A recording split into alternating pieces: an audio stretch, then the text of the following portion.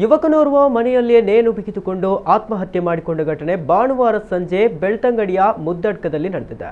ಮುದ್ದಡ್ಕ Sahana clinic ವೈದ್ಯ ಹರೀಶ್ ಶೆಣೈ ರವರ ಪುತ್ರ 28 ವರ್ಷ ಪ್ರಾಯದ ಹೇಮಂತ್ ಶೆಣೈ ಭಾನುವಾರ ಸಂಜೆ ಮನೆಯಲ್ಲಿಯೇ ಫ್ಯಾನ್ಗೆ ನೇಣು ಬಿಗಿದುಕೊಂಡು ಆತ್ಮಹತ್ಯೆ ಮಾಡಿಕೊಂಡಿದ್ದಾರೆ. ಆತ್ಮಹತ್ಯೆಗೆ ಕಾರಣ ಇನ್ನಷ್ಟೇ ತಿಳಿಯಬೇಕಿದೆ. ಸ್ಥಳಕ್ಕೆ ಬೆಳ್ತಂಗಡಿ ಪೊಲೀಸರು ಆಗಮಿಸಿ ಪರಿಶೀಲನೆ ನಡೆಸ್ತಾ ಇದ್ದಾರೆ.